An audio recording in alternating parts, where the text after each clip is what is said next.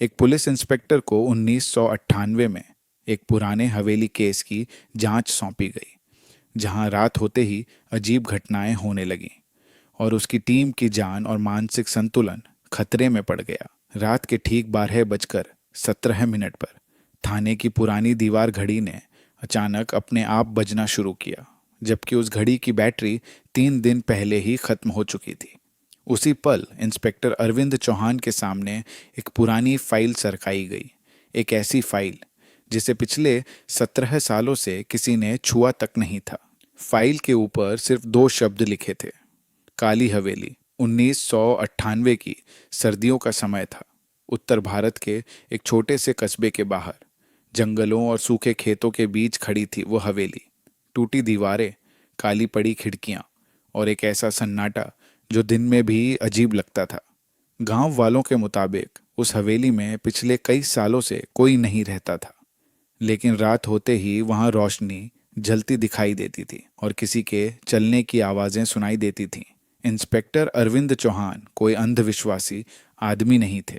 12 साल की नौकरी में उन्होंने हत्या, लूट और अपहरण जैसे कई खतरनाक केस सुलझाए थे। लेकिन इस केस में कुछ अलग था, क्योंकि यह सिर्फ अपराध का मामला नहीं था, बल्कि डर और रहस्य का मामला बन चुका था। ये मामला तब खुला जब एक स्थानीय चरवाहे ने पुलिस में शिकायत दर्ज कराई। उसने बताया कि उसकी 14 साल की बेटी रीना शाम को बकरियां चराने गई थी, लेकिन वापस नहीं लौटी। खोजबीन के दौरान गांव के कुछ लोगों ने बताया कि उन्होंने उसे आखिरी बार उसी पुरानी हवेली के पास देखा था। जब यह बात इंस्पेक्टर अरविंद तक पहुंची, तो उन्होंने तुरंत अपनी टीम तैयार की। Sub inspector Rakesh Yadav, head constable Mohan Singh और 2 जवान शाम के लगभग 6:40 पर जीप हवेली की ओर बढ़ने लगी। जैसे जैसे जीप हवेली के करीब पहुंच रही थी, आसपास का माहौल बदलने लगा। पेड़ स्थिर खड़े थे, लेकिन उनकी परछाइयां अजीब तरह से हिल रही थीं। हवा बिल्कुल नहीं चल रही थी, फिर भी सूखे पत्ते जमीन पर सरक रहे थे, जैसे किसी के पैरों के नीचे दब रहे हों। हवेली के मुख्य दरवाजे तक पहुंचते ही मोहन सिंह ने धीरे से कहा, साहब, ये जगह ठीक नहीं लगती। अरविंद ने बिना कुछ कहे दरवाजे को धक्का दिया। दरवाजा खुद ब खुद कर्कश आवाज के साथ खुल गया, जबकि उस पर जंग लगा ताला लटका हुआ था। अंदर कदम रखते ही एक अजीब ठंडक महसूस हुई, ऐसी ठंड जो सर्दियों से भी ज्यादा तीखी थी। दीवारों पर पुराने चित्र टंगे थे, जिनकी आंखें ऐसे लग रही थीं जैसे किसी को घूर रही हों। टीम ने पूरे ग्राउंड फ्लोर की तलाशी शुरू की। फर्श पर धूल की मोटी परत जमी थी, लेकिन उसी धूल में ताजा पैरों के निशान दिखाई दे रहे थे, छोटे, जैसे किसी बच्चे के हों।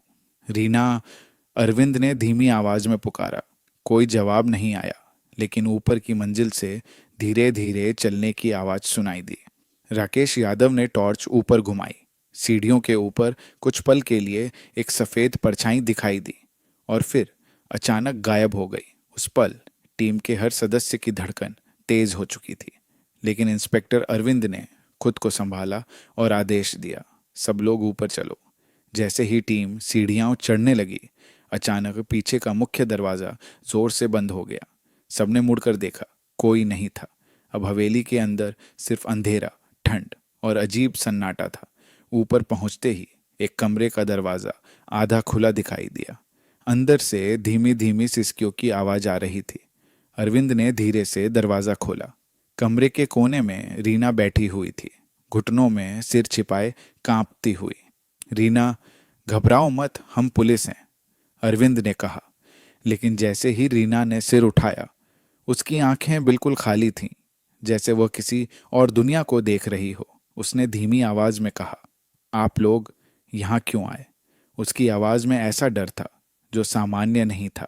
उसी समय कमरे की खिड़की अपने आप धड़ाम से बंद हो गई। टॉर्च की रोशनी बार बार झिलमिलाने लगी और तभी हवेली के अंदर कहीं दूर से भारी कदमों की आवाज गूंजने लगी, धीमी लेकिन साफ। मोहन सिंह ने घबरा कर कहा, साहब, यहाँ कोई और भी है।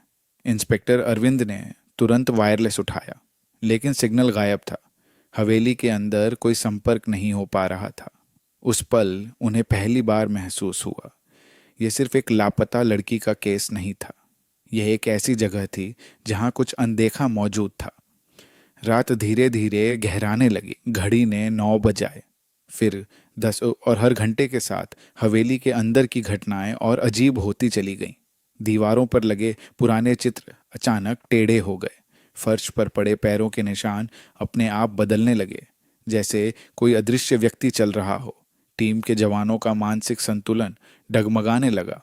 एक जवान ने तो डर के मारे अपनी बंदूक तक गिरा दी, और तभी हवेली के सबसे पुराने हिस्से से एक भयानक चीख गूंजी, इतनी तेज कि हर किसी के कान सुन्न हो गए। इंस्पेक्टर अरविंद ने फैसला किया, हमें इस हवेली का सच आज ही जानना होगा, चाहे जो भी हो। उन्होंने पुराने रिकॉर्ड निकलवाए। पता चला इस हवेली के मालिक राय बहादुर विक्रम सिंह थे, और 1979 में यहाँ एक रहस्यमयी घटना हुई थी। पूरे परिवार की अचानक मौत। पोस्टमार्टम रिपोर्ट में कोई स्पष्ट कारण नहीं मिला था, और तभी से यह हवेली सुनसान पड़ी थी। अब 1998 की उस काली रात में वही हवेली फिर से जिंदा हो चुकी थी, अपने रहस्यों के साथ। रात के आखिरी पहर में इंस्पेक्टर अरविंद ने हवेली के तहखाने का दरवाज़ा खोला। अंदर घुप अंधेरा था और हवा में सड़ांध की तेज गंध। जैसे ही उन्होंने टॉर्च नीचे डाली, उन्हें दीवार पर कुछ लिखा दिखाई दिया, यहाँ से कोई जिंदा नहीं जाता। और उसी पल पीछे से किसी ने धीरे धीरे उनके कंधे पर हाथ रखा। अरविंद ने तुरंत मुड़कर देखा, लेकिन वहाँ कोई नहीं था। उस रात हवेली के अंदर जो कुछ हुआ, उसने सिर्फ उस केस को नहीं बदला, उसने इंस्पेक्टर अरविंद और उनकी पूरी टीम के दिमाग पर ऐसा असर छोड़ा जो जिंदगी भर नहीं मिटा। आज इतने साल बाद भी उस कस्बे के लोग कहते हैं, कभी कभी ठंडी रातों में उस हवेली की टूटी खिड़कियों से हल्की रोशनी बाहर आती है, और अंदर से किसी के धीरे धीरे चलने की आवाज़ें सुनाई देती है। क्योंकि कुछ जगहें सिर्फ इमारतें नहीं होती, वो अधूरे रहस्यों की कब्र होती हैं, और जो एक बार उनमें दाखिल होता है वो कभी पहले जैसा लौट कर नहीं आता।